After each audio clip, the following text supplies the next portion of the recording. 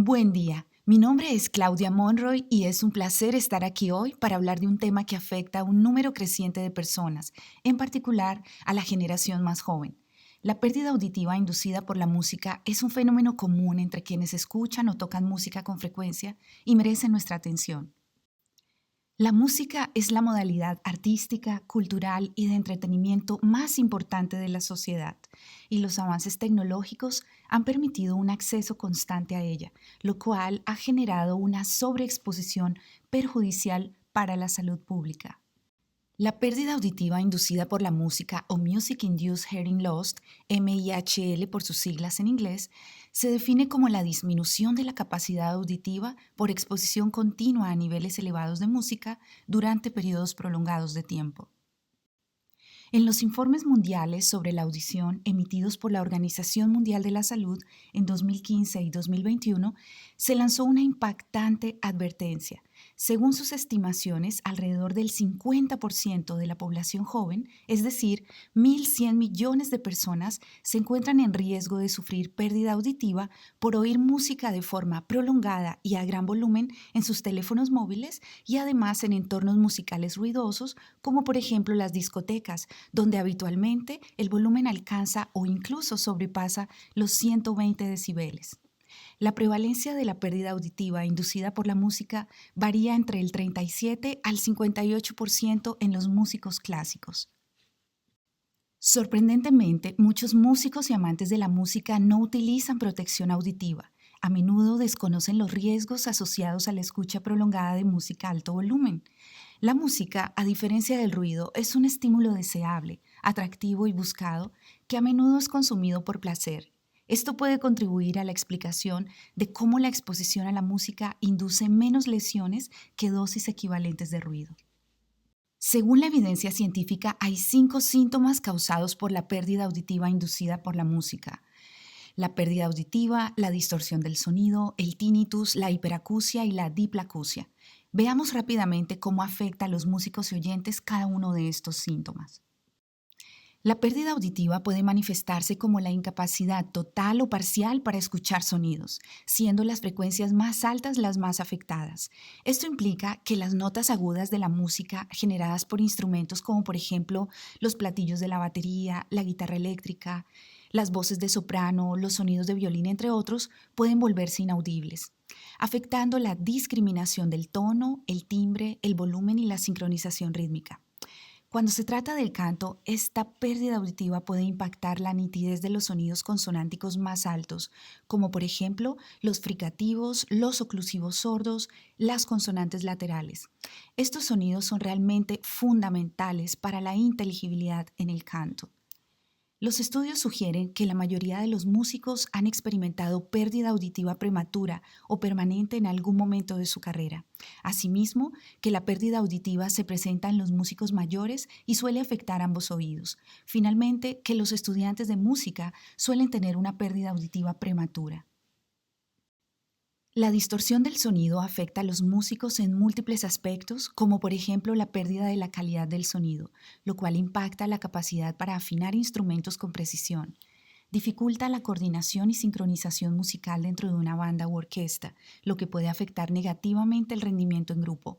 Los compositores y arreglistas también se ven perjudicados, ya que la falta de claridad en el sonido dificulta la creación o modificación de partituras existentes. A nivel vocal, es común la distorsión de sonidos como la S y la T, que se vuelven borrosos y carecen de nitidez, lo que puede tener un impacto sustancial en la interpretación musical. El tinnitus es la percepción del sonido en ausencia del mismo y se manifiesta como silbidos o zumbidos en el oído. Este síntoma tiende a manifestarse con mayor frecuencia en músicos de menor edad y puede afectarles de manera variable según el instrumento que toquen y su rol en la música. Para los vocalistas, por ejemplo, el tinnitus puede interferir con su percepción auditiva y afectar su capacidad para mantener la entonación y la calidad vocal, lo que a su vez puede repercutir en la afinación de sus propias voces. En el caso de los bateristas, que a menudo están expuestos a niveles elevados de sonido, la fatiga vocal y el tinnitus pueden manifestarse tempranamente, dificultando la concentración y la detección de sutilezas rítmicas en su interpretación. Por su parte, en el público oyente de música, el tinnitus puede influir en la percepción de la calidad del sonido y dificultar la audición en entornos ruidosos. Además, el impacto emocional es significativo, ya que puede dificultar la capacidad para disfrutar plenamente de la música. La hiperacusia se caracteriza por una disminución significativa de la tolerancia al sonido, lo que significa que los sonidos que suelen ser tolerables para la mayoría de las personas pueden resultar en un malestar físico intenso. Tienden a presentar hiperacusia los músicos de mayor edad. Para los músicos, la hiperacusia puede tener un impacto adverso en su capacidad para tocar, para ensayar y para actuar. Los sonidos fuertes, que son esenciales en la interpretación musical, como por ejemplo el volumen de los amplificadores o la percusión, pueden resultar realmente incómodos o dolorosos. En el caso de los oyentes de música, la hiperacusia puede afectar su experiencia musical. Los sonidos incluso en un auricular pueden resultar insoportables. La fonofobia o el miedo al sonido puede desarrollarse también como resultado de la hiperacusia. La diplacusia es una distorsión del tono, lo que significa que una misma nota puede sonar de manera diferente en cada oído o incluso como tonos diferentes en el mismo oído. Esto dificulta la percepción y apreciación de la música, ya que una nota puede sonar como dos diferentes. Las composiciones musicales y las melodías pueden sonar desafinadas y confusas. Estos síntomas son señales de alarma que indican que la exposición a altos niveles de música ha comenzado a afectar nuestra audición. Es importante reconocerlos y actuar de manera preventiva para preservar nuestra salud auditiva. Los niveles seguros de exposición al ruido pueden variar de un país a otro y pueden estar sujetos a regulaciones y estándares específicos, por lo que medir el nivel de riesgo se vuelve un poco complicado.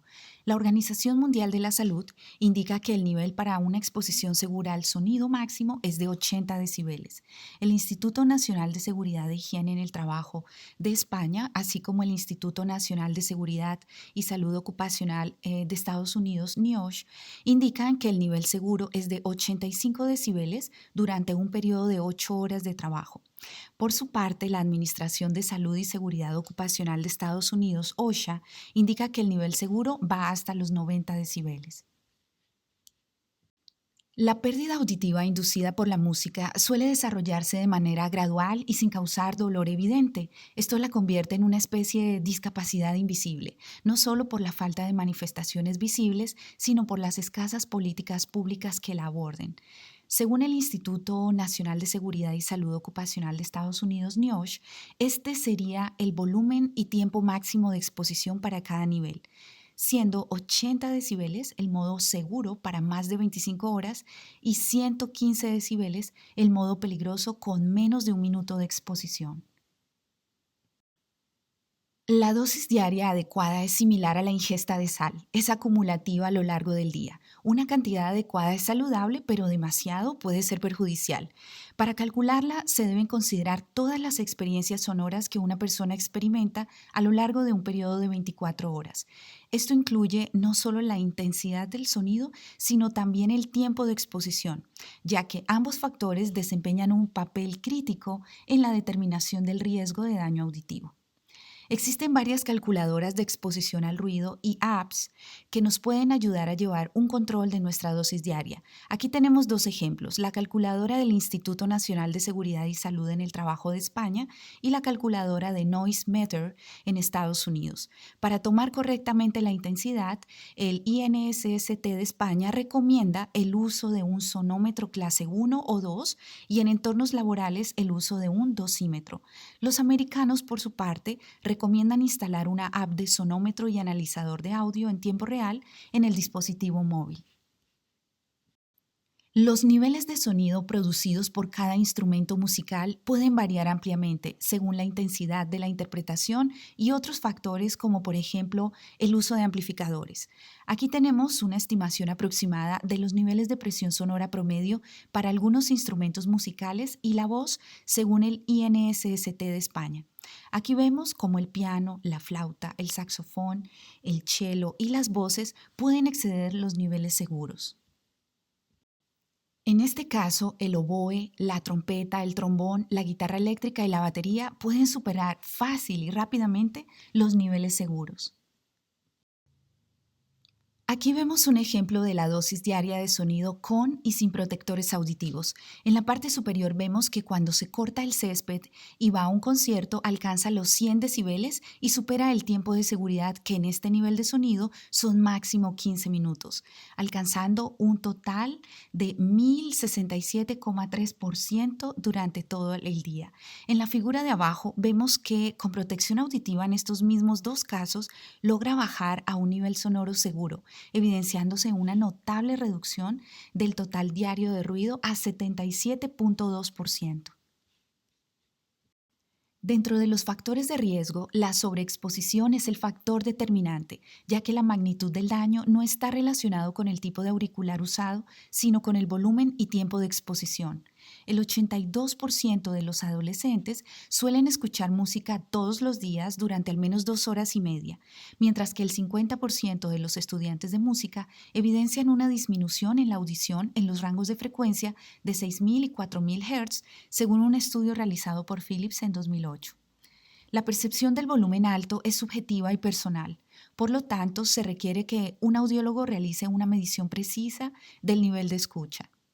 Según estudios, la música recreativa en entornos domésticos y en vehículos es la principal fuente de exposición a volúmenes elevados, y los oyentes, además, tienden a aumentar el volumen cuando se encuentran en entornos ruidosos. Tras salir de un entorno ruidoso, la audición puede verse afectada y a veces puede transcurrir hasta 18 horas para que los sonidos vuelvan a percibirse con normalidad.